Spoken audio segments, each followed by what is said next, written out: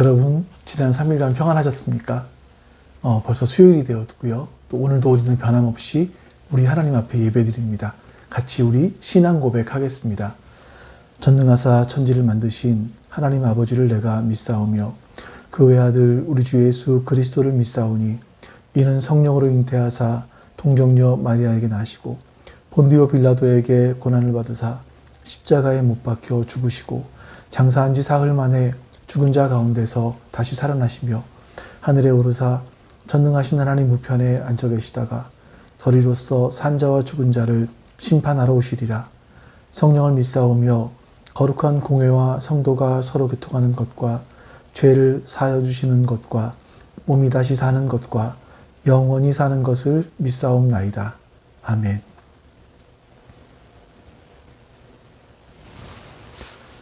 여러분 이제 우리 하나님을 같이 찬양하겠습니다.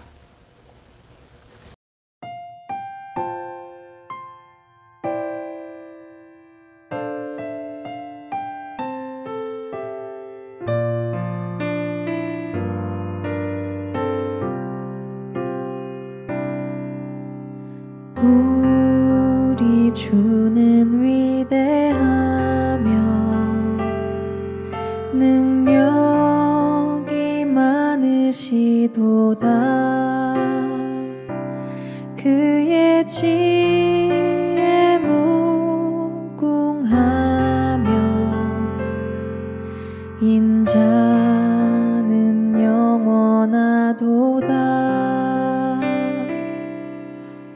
상한 자들 고치시며 상처를 싸매시도다. 별들의 수를 세시며 이름을 붙이셨도다. 그가 구름으로 하늘을 덮으시며 땅을 위하여 비 준비하시니 예루살렘아 여호와를 찬송할지어다. 내 하나님을 감사함으로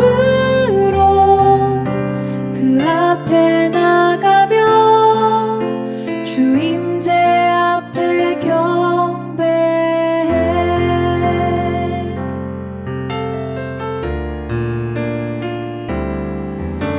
상한 자들 고치시며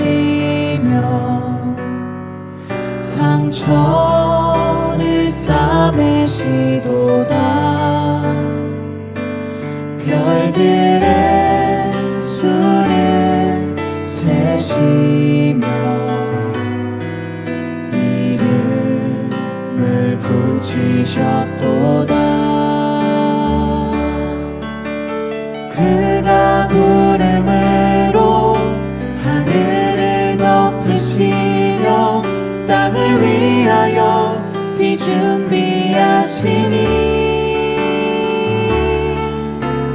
그가 구름으로 하늘을 덮으시며 땅을 위하여 비 준비하시니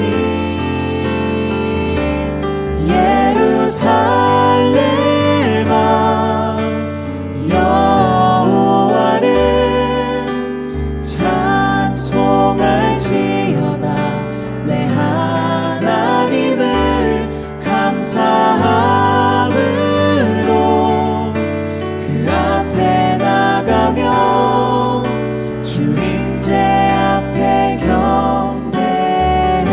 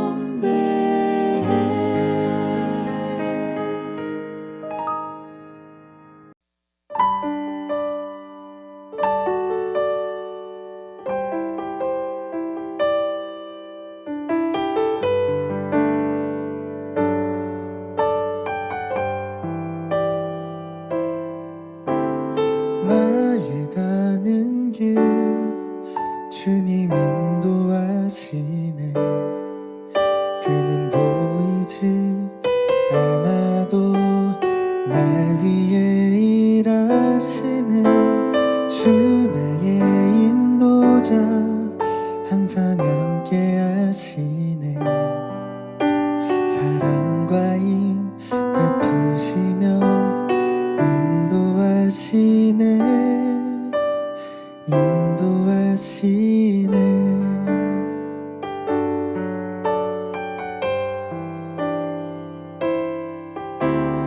나의 가는 길 주님 인도하시네 그는 보이지 않아도 날 위해 일하시네 주 나의 인도자 항상 함께 하시네 사랑과 힘 베푸시며 인도하시네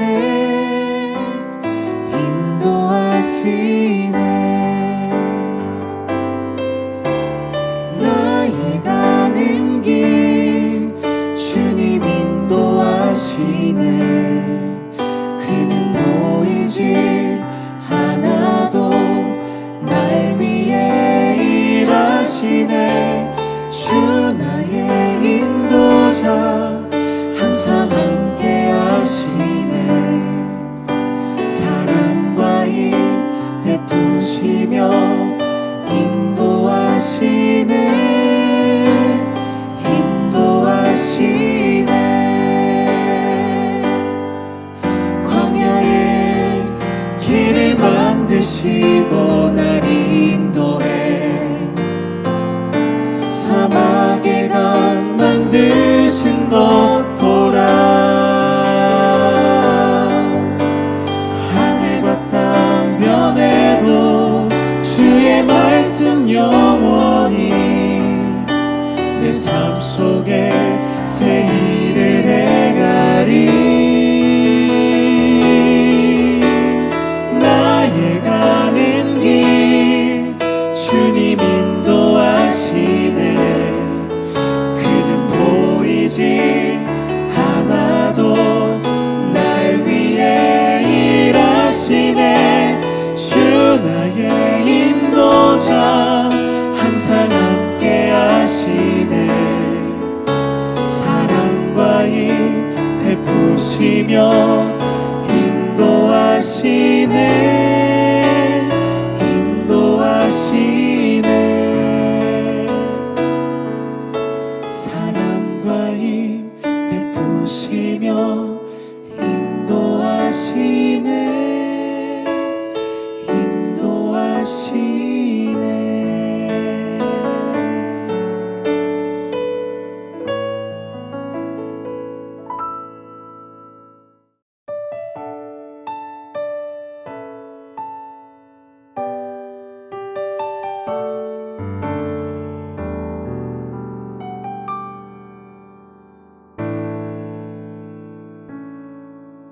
주 사랑이 나를 숨쉬게 해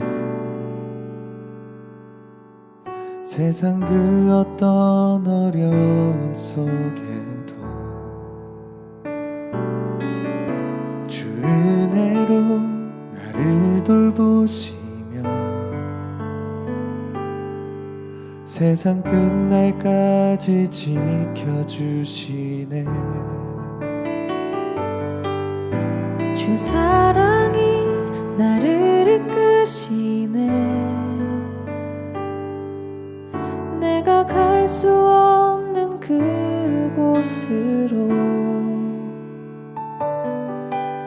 주의 사랑 나를 붙드시며 세상 끝날까지 인도하시네 주님만이 내 아픔 아시며 주님만이 내 맘 어루만지네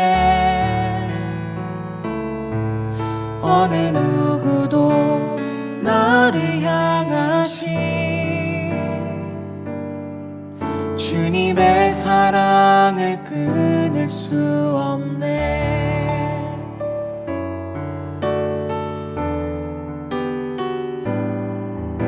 주 사랑이 나를 이끄시네.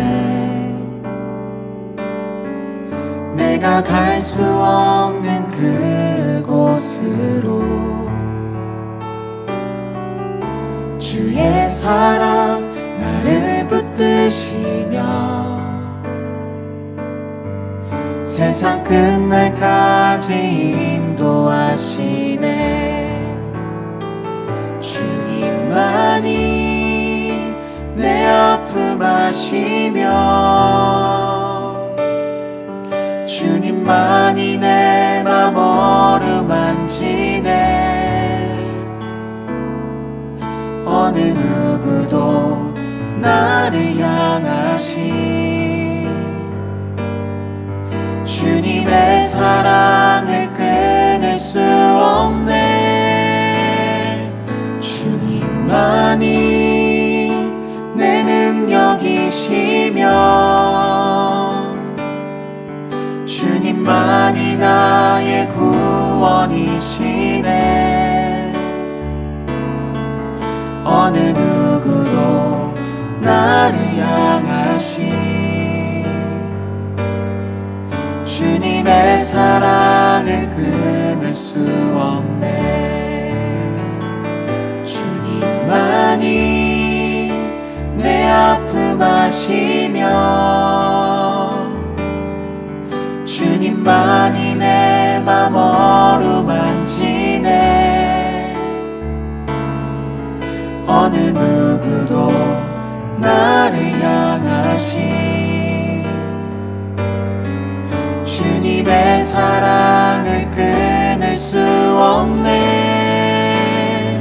주님만이 내 능력이시며 주님만이 나의 구원이시네. 어느 누구도 나를 향하시 주님의 사랑을 끊을 수 없네. 어느 누구도 나를 향하시 주님의 사랑을 끊을 수 없네.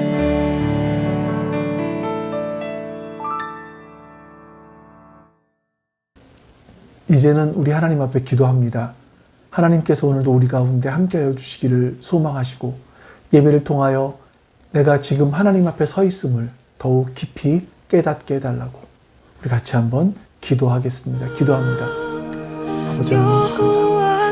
선하신 주께서 오늘도 우리 가운데 주님의 예배 부어주시옵소서. 하나님의 도우시는 그 은혜와 하나님의 은혜와 참으심이 오늘 우리 가운데 함께하여 주시기를 원하옵니다. 우리 하나님 도우시는 손길이 우리 가운데 주시옵소서. 하나님의 자비와 인자하심이 우리 넘어져도 그 사랑 영원하네. 아버지 하나님의 은혜를 더욱더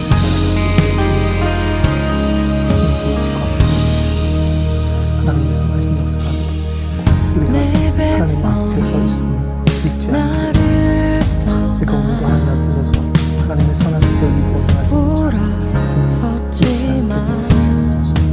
오늘도 우리를 도우시는 주님의 소리와 함께 하시기를 감사드립니다. 아버지 하나님 감사합니다. 오늘도 하나님 말씀을 나누게 해주셔서 감사드리고 이 말씀을 통해서 하나님이 어떤 분이신지 더 발견하게 해주시니 감사합니다. 아버지 하나님 오늘 예배를 통하여 내가 지금 하나님 앞에 서 있는 자임을 기억하게 해주시옵소서. 하나님과 독대하고 있음을 깨닫게 해주시옵소서. 감사드리며 우리 주 예수 그리스도의 이름으로 기도하옵나이다. 아멘. 여러분 이제 우리 하나님 말씀 같이 보겠습니다. 하나님 말씀은 고린도전서 12장 1절부터 3절입니다. 고린도전서 12장 1절부터 3절 말씀 봉독하겠습니다. 형제자매 여러분, 신령한 은사들에 대하여 여러분이 모르고 지내기를 나는 바라지 않습니다. 알다시피 여러분이 이방 사람일 때에는 여러분은 이리저리 끄는 대로 말 못하는 우상에게로 끌려다녔습니다. 그러므로 나는 여러분에게 알려드립니다. 하나님의 영으로 말하는 사람은 아무도 예수는 저주를 받아라 하고 말할 수 없고, 또 성령을 힘입지 않고서는 아무도 예수는 주님이시다 하고 말할 수 없습니다. 아멘. 우리는 지난주에 성찬에 대한 말씀을 나눴죠.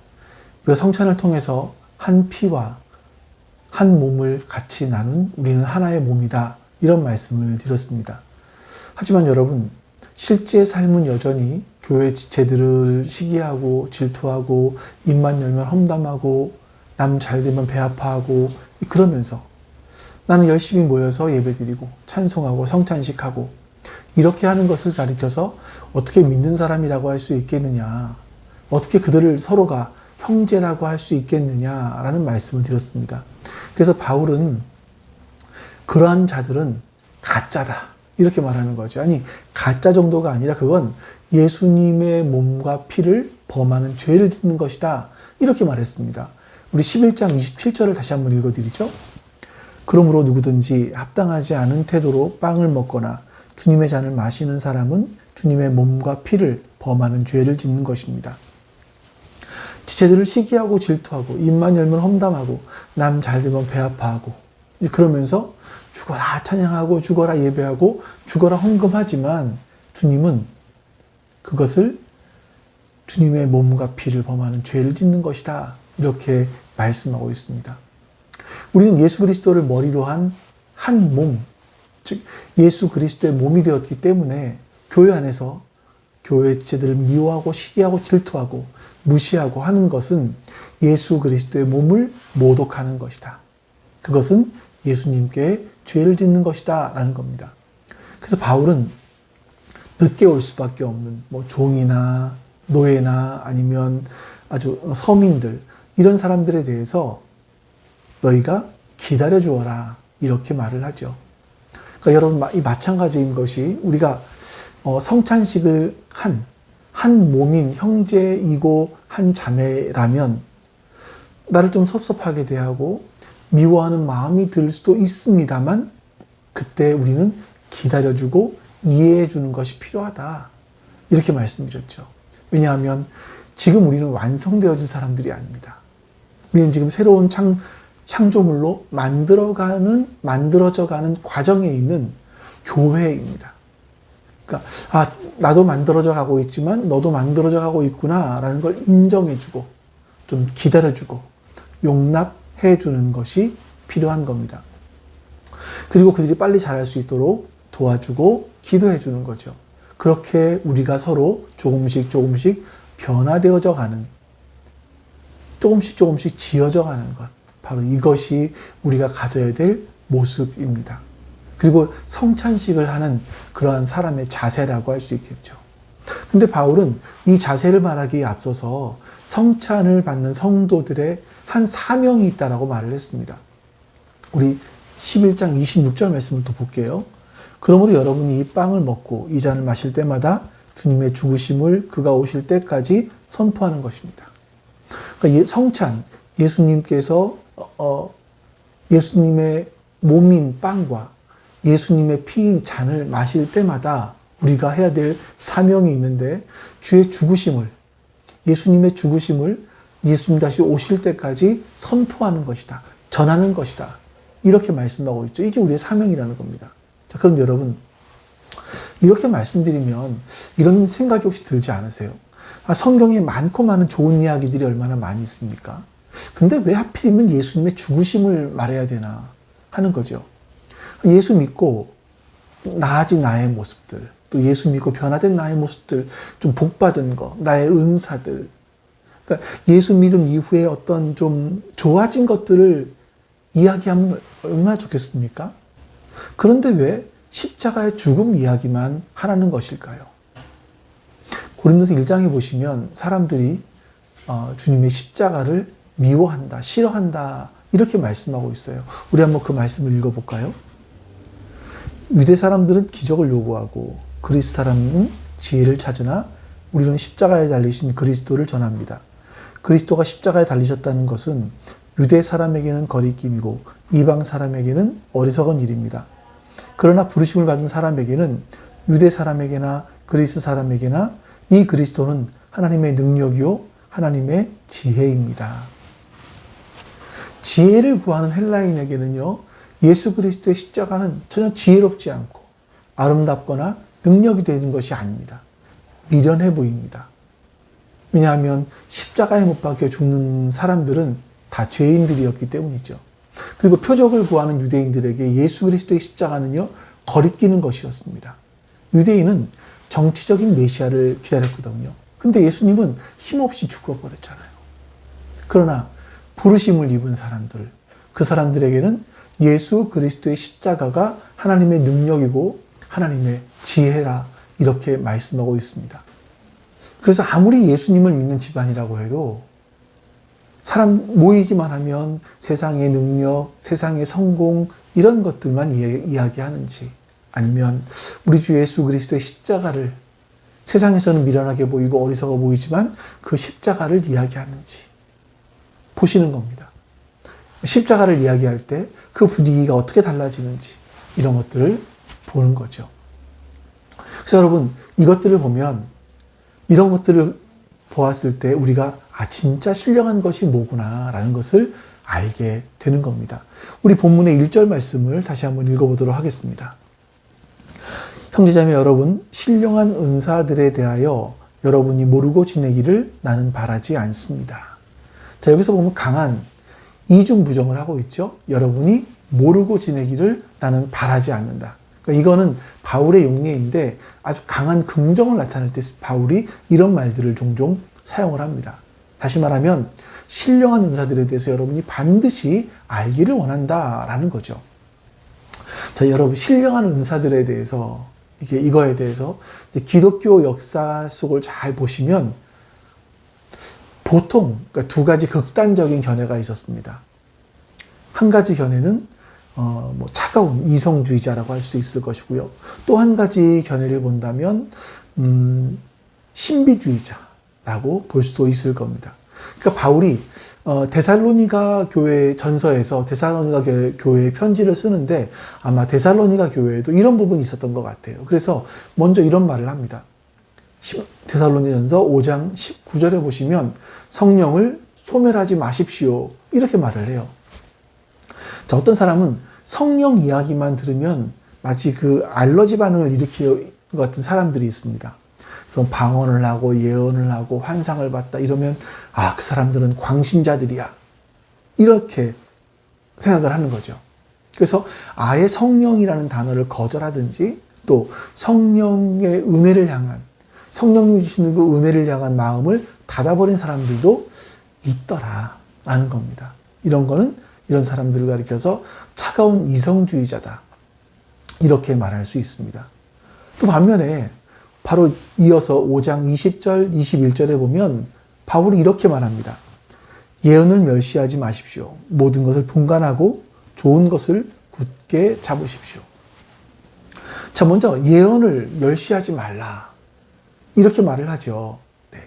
그러니까 어떤 사람들은요, 보면 성령을 지나치게 사모한 나머지 무슨 성령 집회다. 네.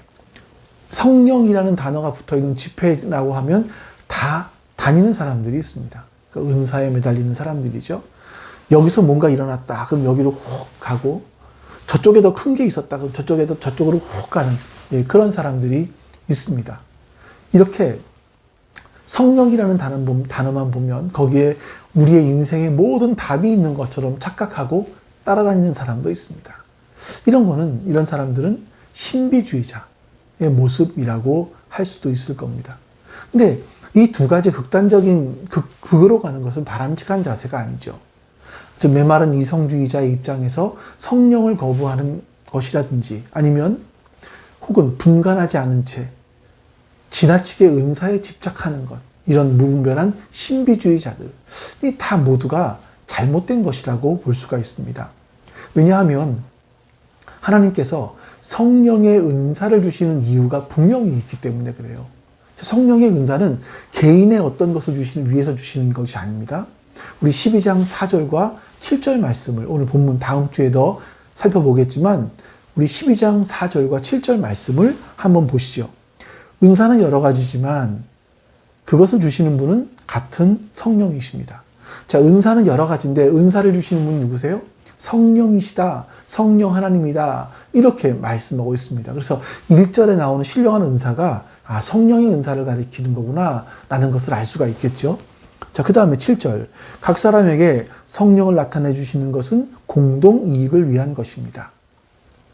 성령님께서 각 사람에게 은사를 주시는 것은 그 개인, 한 개인의 문제, 어떤 개인의 문제를 해결하기 위해서 주시는 것이 아니라 공동의 이익을 위해서 주시는 것이다 라고 말씀하시는 거예요. 그러니까 공동이 뭐겠습니까? 바로 공동체, 교회를 말하는 거겠죠.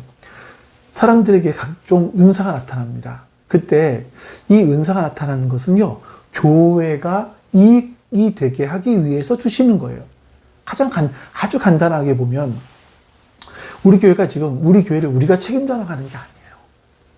하나님이 지금 우리와 함께하고 계신다라는 것. 그 증거들을 성령의 은사들을 통해서 우리에게 보여주시는 거죠. 그러니까 성령의 은사가 나타나게 되면 하나님이 교회를 세우기 위해서 우리를 이렇게 지키시는구나, 우리와 함께 하시는구나, 이걸 깨달으면 되는 겁니다. 근데 성령의 은혜를 받았다고 하는 고린도 교회의 성도들은요, 교만해졌어요.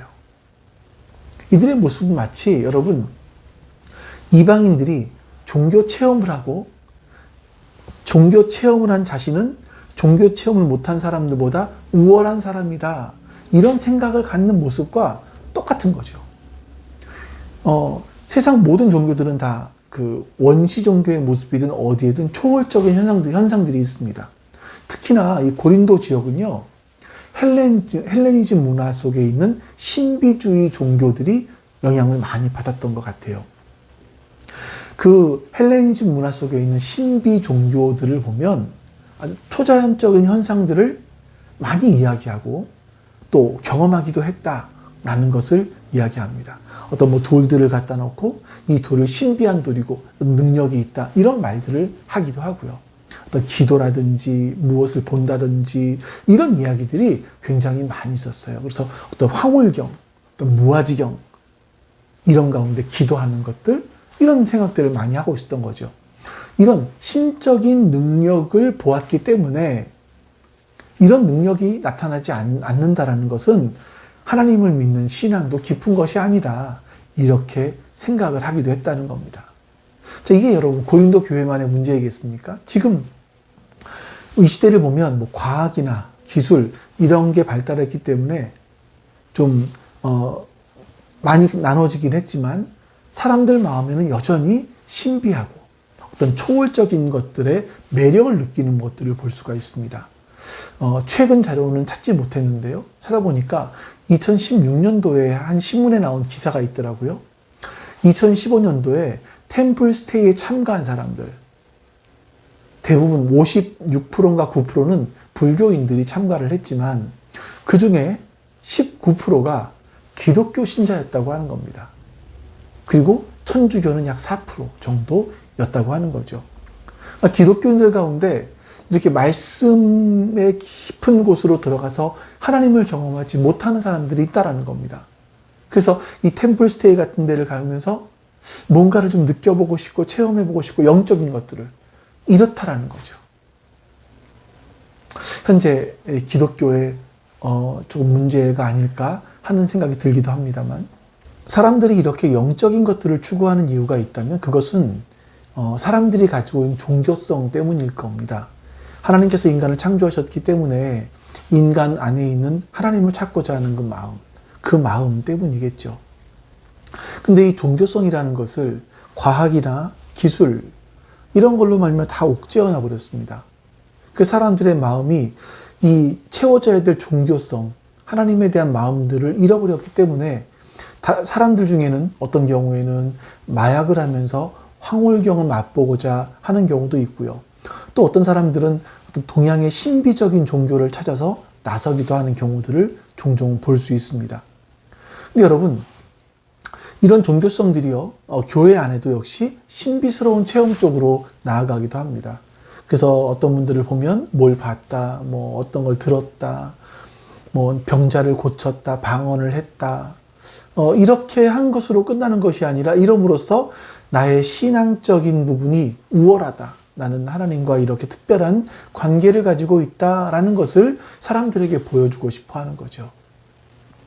이러다 보니까 어떤 사람들을 보면, 뭐 영성운동, 성령운동이라고 하는 특별 집회가 있을 때 거기를 가는 사람들이 한두 명이 아닙니다.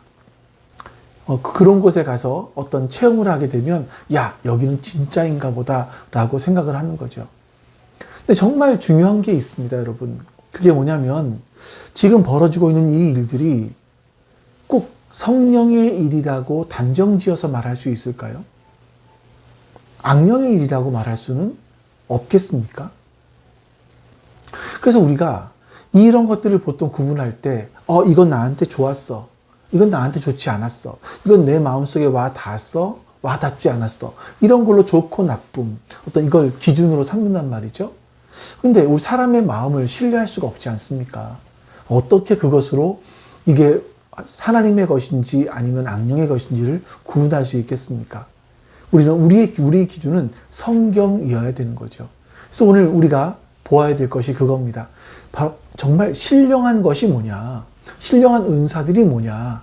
오늘은 그 이후에 있는 많은 신령한 은사들이 나오지만 그 신령한 은사들 중에서 가장 핵심적인 부분들, 가장 기본이 되는 부분들을 같이 한번 살펴보려고 합니다. 우리 1절 말씀을 같이 읽어보도록 하겠습니다.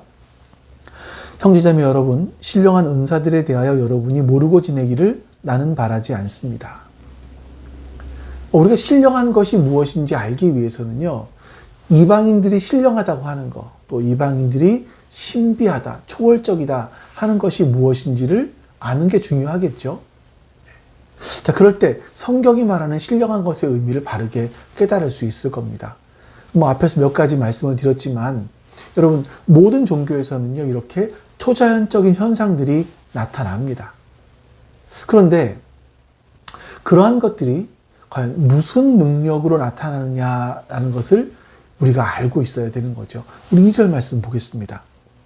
알다시피 여러분이 이방 사람들일 때에는 여러분은 이리저리 끄는 대로 말 못하는 우상에게로 끌려다녔습니다. 그러니까 지금 바울이 고린도 교회 교인들에게 너희가 이방 사람이었을 때는 말 못하는 우상이 끄는 대로 끌려다녔다라고 말을 합니다. 사람들이 우상에게 끌려다닌대요.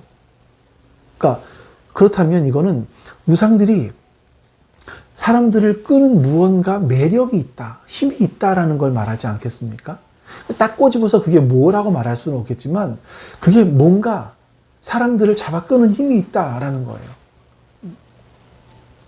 여러분, 지금 시대에도 보면 이단들이 있지 않습니까? 정말 상식적이지도 않은데 그런 이단에 빠지는 사람들을 보면 굉장히 이성적인 사람들, 또 어떤 경우는 많이 배웠다는 사람들도 그런 이단들에 빠져요. 그 이유가 뭘까? 과연 거기서 사람들을 끄는 매력이 뭘까라는 것을 우리가 찾아볼 수 있어야만 합니다. 단순하게 거기에 무언가가 있나 보다. 저 사람이 간 걸 보니까 무언가 있나 보다 라고 보셔야 될 것이 아니라 거기서 과연 사람들을 끄는 힘이 뭘까라는 것을 보셔야 돼요. 더 정확하게 말씀드리면 그 배후에 무엇이 있는지를 여러분들과 제가 보고 확인할 수 있어야 된다는 겁니다. 우리 한번 에베소 2장 말씀을 좀 볼까요? 이 말씀에서 보시면 사람들을 잡아 끄는 어떤 통치자, 사람들의 마음을 잡아 움직이는 통치자가 있다라고 말씀해요. 여러분도 전에는 허물과 죄로 죽었던 사람들입니다. 그때 여러분은 허물과 죄 가운데서 이 세상의 풍조를 따라 살고 공중의 권세 잡은 통치자, 곧 지금 불순종의 자식들 가운데서 작용하는 영을 따라 살았습니다. 지금 바울이 에베소 교회 교인들에게 너희들이 허물과 죄로 죽었던 상태였을 때는 이 세상의 풍조를 따라 살았다. 그러니까 이 세상의 가치관, 흐름, 이런 걸 따라 살았다. 또 하나, 공중의 권세를 잡은 통치자를 따라 살았다라고 말합니다. 이 공중의 권세를 잡은 통치자가 누구겠습니까? 바로 사탄을 말합니다.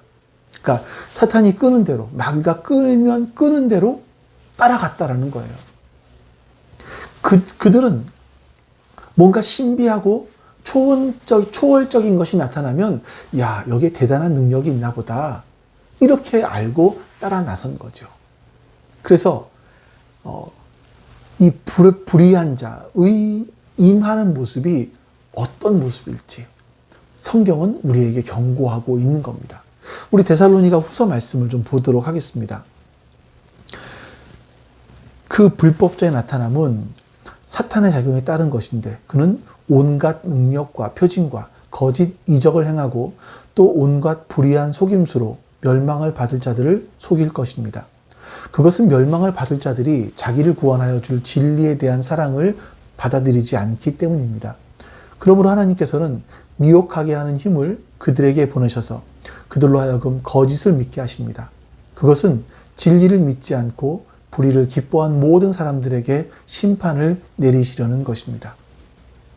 자, 이 말씀을 잘 보시면 불법자가 나타나요. 근데 이 불법자가 나타난 것은 사탄의 역사를 따라서 나온 것이다 라고 하죠.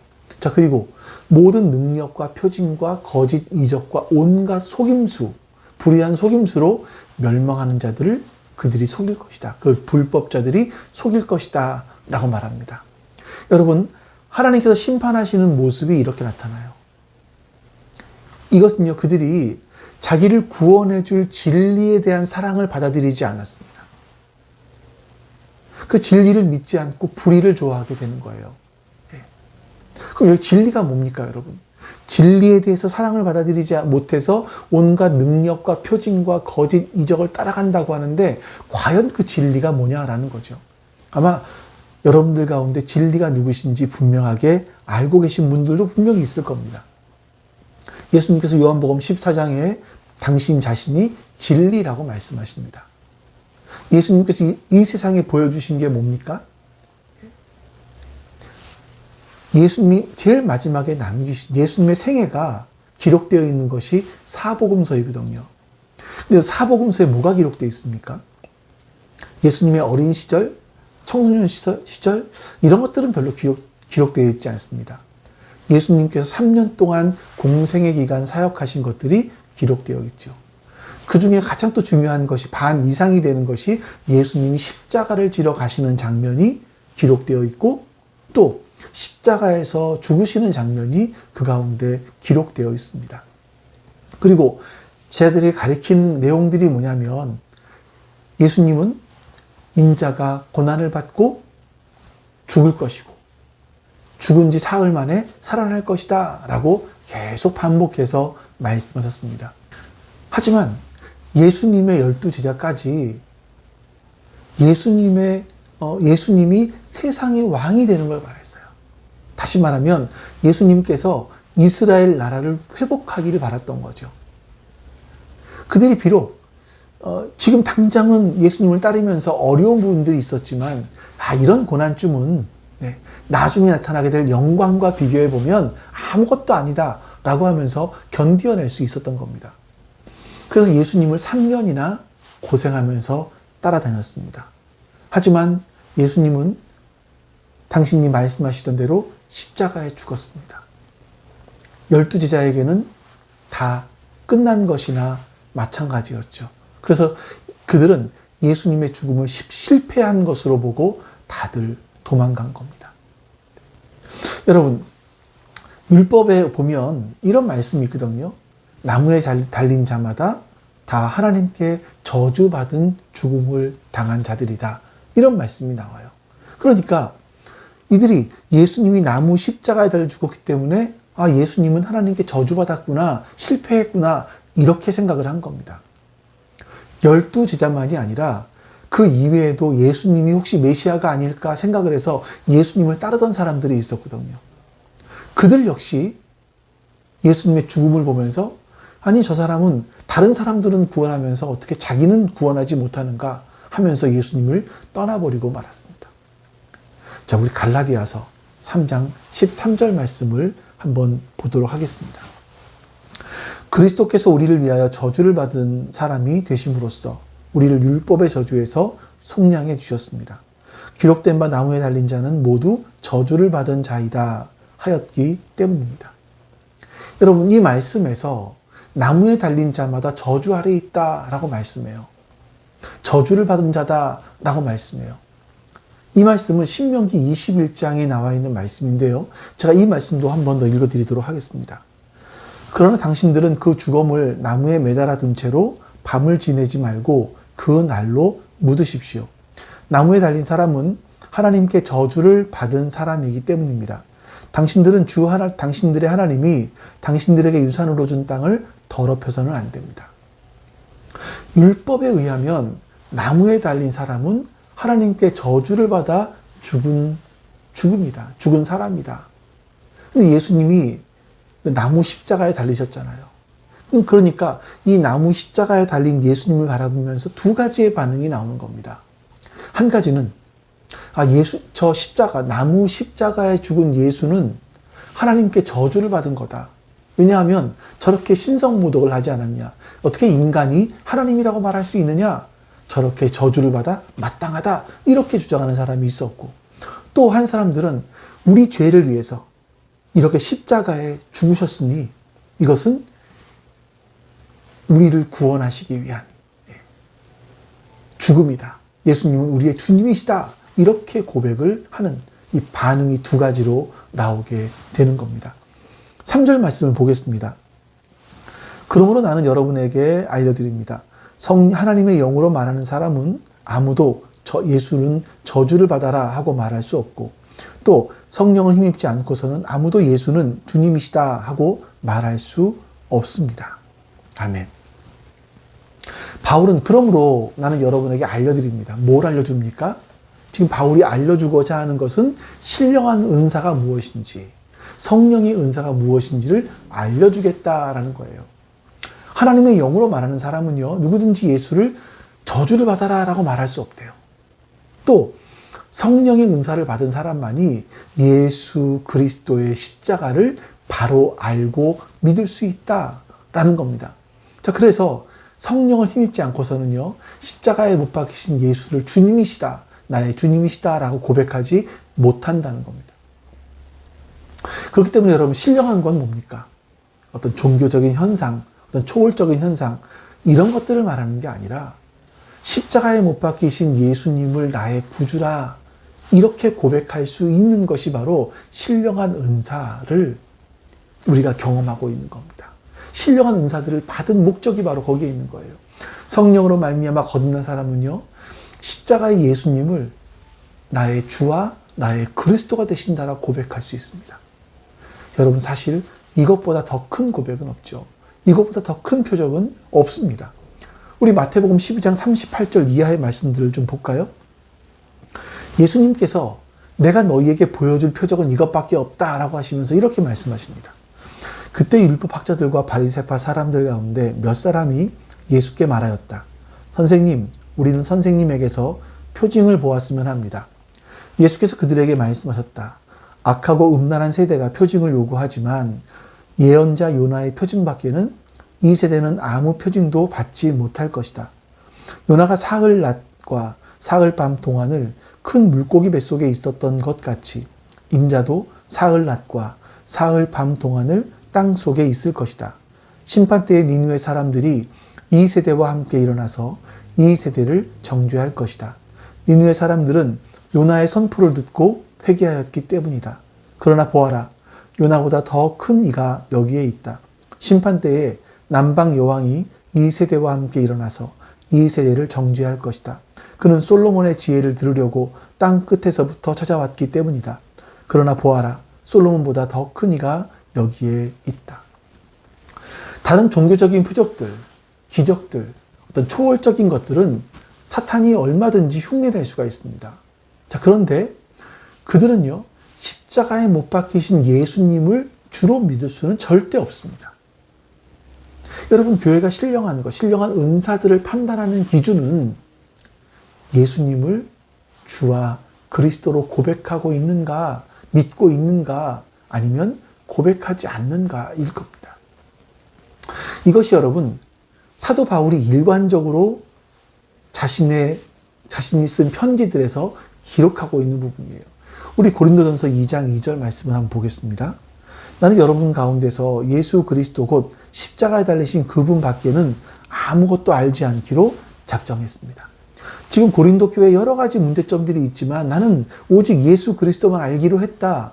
근데 그 예수님이 누구요? 십자가에 달리신 그 예수님. 왜냐하면 그 예수님이 모든 문제의 해결자이시기 때문이라는 겁니다. 마찬가지입니다, 여러분. 은사의 문제도 예수 그리스도가 판단의 기준이 되는 겁니다. 왜냐하면 성령의 사역은요, 예수님이 그리스도이심을 증거하는 거거든요. 그래서 예수님께서 하신 말씀들을 깨닫게 해주시고, 기억나게 해주시고, 결국 그분을 영화롭게 하기 위해서 성령 하나님이 이 땅에 오신 겁니다. 근데 우리 어떻습니까? 예수님 믿는 것, 뭐 말씀을 읽고 이런 것들은 초보적인 것이다. 좀 고급되게 올라가는 것은 성령의 은사들이 나타나고 예언을 하고 환상을 보고 뭐 방언을 하고 이러면 좀 영적인 깊이가 더 있다라고 생각을 하는 거 아닙니까? 이런 현상들이 한국 교회에 참 많이 나타나는 것을 볼 수 있습니다. 근데 여러분, 하나님께서 교회에 성령의 은사를 더하신 것은요, 교회 공동체의 유익을 위한 것이다 라고 말씀하고 있었죠. 그래서 고린도서 12장에서 여러 가지 은사들이 나옵니다. 근데 그 다음에 15절부터인가 나오는 부분들이 뭐냐면 교회는 한 몸이다 라는 것이 나오는 이유가 그거예요. 몸은 하나인데 많은 지체가 있습니다. 하나님께서 교회에 은사를 주신 이유는 바로 이 몸이 하나가 되게 하기 위해서, 이 몸의 유익을 위해서, 공동 이익을 위해서 하는 겁니다. 자, 그것을 위해서 뭡니까? 은사 중에서 가장 큰 은사는 바로 사랑의 은사다 하면서 고린도전서 13장에서 말씀하고 있고요. 또 14장에서 결국 여러 가지 은사들은 그리스도의 몸을 위한 은사다 이렇게 말을 하고 있습니다. 그래서 우리가 정말 신령하게 사는 것은요, 어떤 뭐 방언이나 환상이나 예언이나 이런 은사들을 하는 것이 아니라 예수 그리스도께서 십자가에서 다 이루셨다 한 그 이루심을 믿고 사는 겁니다. 이것을 믿을 수 있는 것보다 더 큰 은사는 없습니다. 하나님께서는 우리가 그 십자가를 못하기 때문에 은사를 주셔서 믿게 하시는 거죠. 그런데 고린도 교인들은 오히려 은사를 받은 것, 이것 때문에 나는 너보다 높아, 나는 너보다 신앙심이 깊어, 어떤 이런 우월감, 교만함, 이런 것들이 그들의 마음에 가득 차서 행동을 했던 겁니다. 이것은 여러분 십자가와 거꾸로 가는 모습입니다. 바로 이런 문제가 고린도 교회의 문제였고 또한 오늘날 우리 교회들의 문제이기도 합니다. 어떤 열광적인 분위기, 눈에 보이는 표적, 기적, 사실 이런 건 없어도 묵묵히, 때로는 너무나 묵묵해서 바보처럼 보여도 십자가의 예수님을 주로 믿고 고백하며 함께 걸어가는, 바로 이것이 정말 신령한 은혜임을 여러분들 잊지 않으시기를 바랍니다. 성령 하나님께서 우리에게 은혜를 주심으로 말미암아 그 십자가가 예수님이 보여주시는 참된 표적임을 바라보며 나아갈 수 있기를 바랍니다. 우리가 그 십자가를 믿고 주님의 십자가를 더 깊이 알아갈 수 있기를 원합니다. 그로 말미암아 주의 몸된 교회가 더욱더 견고하게 세워질 수 있기를 주님의 이름으로 축원합니다. 우리 같이 오늘 말씀 기억하면서 주 앞에 기도하겠습니다. 우리 기도합니다. 또 옆에 있는 기도 제목 보시고 같이 우리 기도하겠습니다. 아버지 하나님 감사합니다. 선하신 주님께서 오늘 우리 가운데 함께 하시고 은혜를 베풀어 주시니 감사합니다. 우리가 하나님의 그 은혜를 믿게 해주시옵소서. 성령 하나님의 역사하심을 바라보게 해주시옵소서. 하나님 그렇게 나아갈 수 있도록 주님 은혜 베풀어 주시기를 원하옵고 기도합니다. 선하신 주님께서 오늘도 우리 가운데 함께하여 주시기를 주님 원하옵고 기도하오니 하나님의 선하신 역사를 이루어갈 수 있도록 주님 도와주시옵소서. 주님을 바라보며 믿음으로 나아갈 수 있도록 도와주시기를 주님 원하옵고 기도하옵나이다. 아버지 하나님께서 우리에게 복 주시고 아버지 하나님께서 우리에게 은혜를 베풀어 주시옵소서. 주님만 바라보며 믿음으로 나아갈 수 있도록 주님 역사하여 주시기를 원하옵고 기도하옵나이다. 우리 주 하나님 복 내려 주시옵소서. 우리 주 하나님 은혜를 베풀어 주시옵소서. 우리 주 하나님께서 역사하시고 함께해 주시옵소서. 주님만 바라볼 수 있도록 도와주시옵소서. 우리 주님의 도우시는 손길이 우리와 함께하여 주시기를 원하옵나이다. 오 주님 감사합니다. 오 주님 감사합니다. 아버지 하나님 또한 우리 지들 기억하여 주시고 한 사람 한 사람이 주님 안에서 참으로 복된 사람들이 되어갈 수 있도록 역사해 주시옵소서. 참으로 거룩한 사람들이 되어갈 수 있도록 역사해 주시옵소서. 우리 주님 안에서 십자가만 붙들고 나아갈 수 있는 그 복을 허락하여 주시기를 원하옵나이다.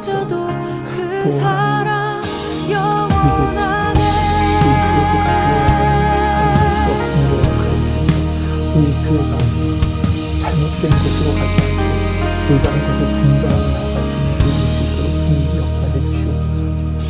그렇게 성령의 역사가 우리 가운데 온전하게 나타날 수 있도록 주님 도와주시옵소서. 그런 은혜들을 우리 가운데 베풀어 주시옵소서. 아버지 하나님 또한 그렇지만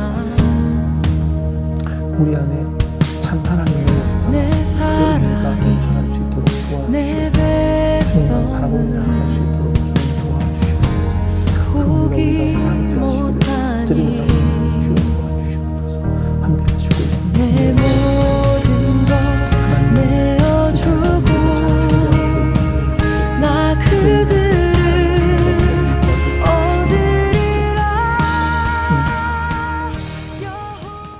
아버지 하나님 감사합니다. 오늘도 우리에게 말씀을 주시고 하나님의 은혜를 찾게 해주셔서 감사합니다. 정말 신령한 것이 무엇인지 우리가 바른 깨달음을 얻게 해주시고 세상의 헛된 것 따라가지 않고 오직 주의 십자가만 따라갈 수 있도록 은혜 베풀어 주시기를 원합니다. 감사드리며 우리 주 예수 그리스도의 이름으로 기도하옵나이다. 아멘. 하늘에 계신 우리 아버지여, 이름이 거룩히 여김을 받으시오며 나라가 임하시오며 뜻이 하늘에서 이루어진 것 같이 땅에서도 이루어지이다. 오늘 우리에게 일용할 양식을 주시옵고 우리가 우리에게 죄진 자를 사하여 준 것 같이 우리 죄를 사하여 주시옵고 우리를 시험에 들게 하지 마시옵고 다만 악에서 구하시옵소서. 나라와 권세와 영광이 아버지께 영원히 있사옵나이다. 아멘.